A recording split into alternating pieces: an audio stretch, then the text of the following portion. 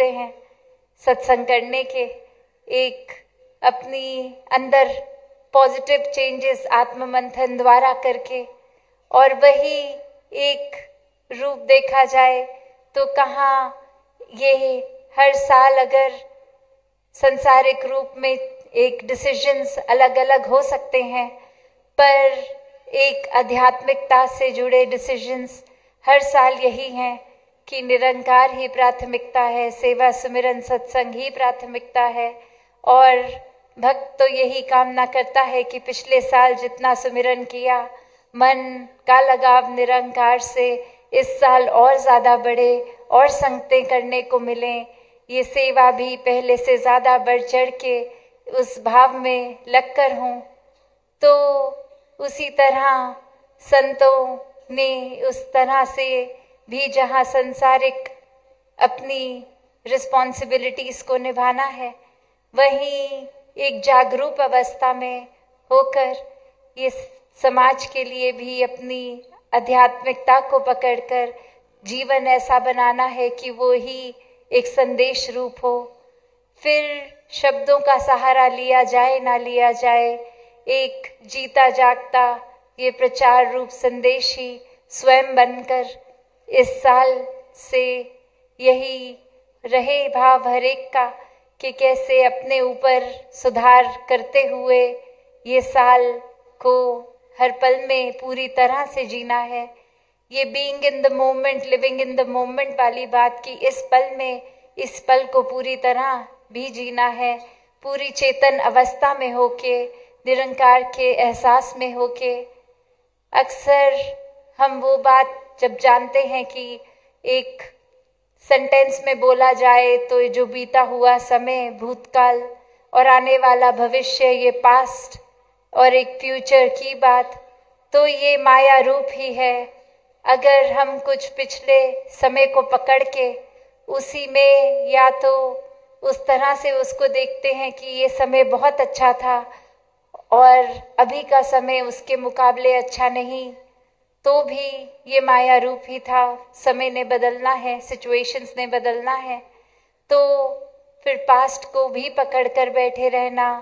कोई समझदारी नहीं है। और यही पास्ट में अगर कुछ हमसे गलती होती भी है तो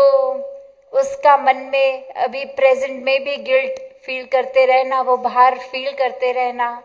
वो भी समझदारी नहीं है।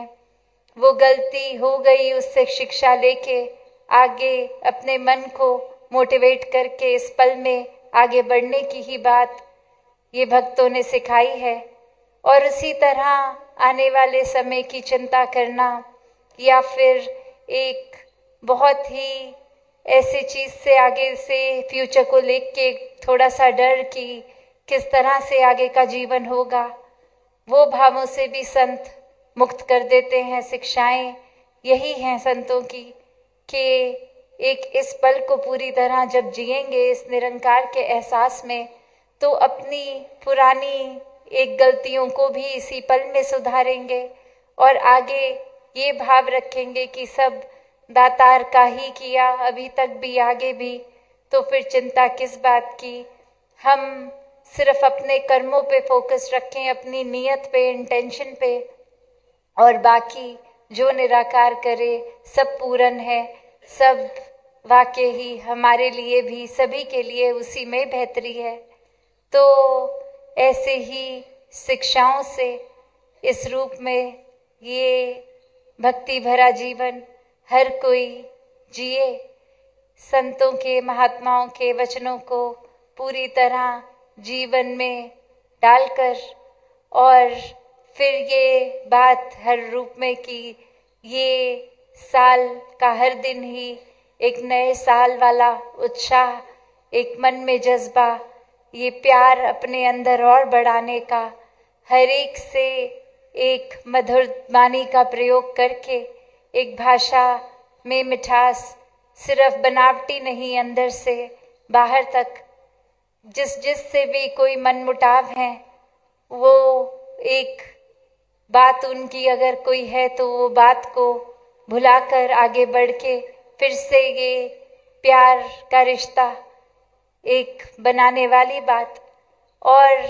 अगर कोई भी ऐसी बात जो हम अक्सर कहते हैं कि हो जाती है खुद से या किसी और से, जिसके लिए अनेकों बार वो हमने सुना भी है कि एक छोटे से पल में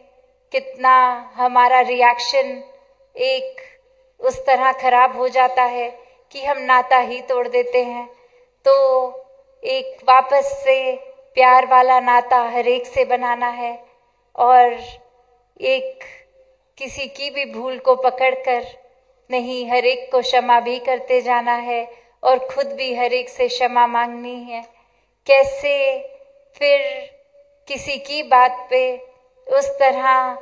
रिएक्ट नहीं करना कि एक बिल्कुल माचिस की तीली की तरह अचानक बात हुई नहीं और कैसे वो चिंगारी 1 सेकंड में आग बन जाती है। और ये भाव भी मन में नहीं लाने कि हमारा ही सब कुछ बिल्कुल ठीक है, दूसरे का नज़रिया पॉइंट ऑफ व्यू सिर्फ एक सुने भी अगर तो वो उसी भाव से हमने सुनना है कि कुछ सीखा जाए उनका, जहाँ सही है उसको अपनाया जाए, ना कि उस तरह कि एक बात सुन रहे हैं पर इसलिए ताकि हम अपने पहलू को बार बार और पक्का उनके आगे रखें कि आपके पहलू से ज़्यादा बढ़िया हमारा पहलू है। तो ये तो फिर एक अच्छी पॉजिटिव प्रोडक्टिव कॉन्वर्सेशन वो बात रहती नहीं है जहाँ सिर्फ एक तरफा ही बात हो रही है। हमेशा एक कॉन्वर्सेशन की बात करें, एक कम्युनिकेशन की हो तो फिर ये 2 तरफा ही बात होती है कि अपनी भी रखें दूसरे की भी सुने और ये मन में ना हो भी बस मेरी ही चलती जाए, मेरी ही सुनी जाए, चाहे वो घर परिवार में हो, चाहे समाज में हो, कामकाज में हो, कहीं भी हो। ये फिर दोनों तरफ से रिश्ते या रिस्पॉन्सिबिलिटीज़ तभी निपती हैं जब एक कदम हमारा भी सबसे पहले लिया जाए और उस उम्मीद से नहीं कि दूसरा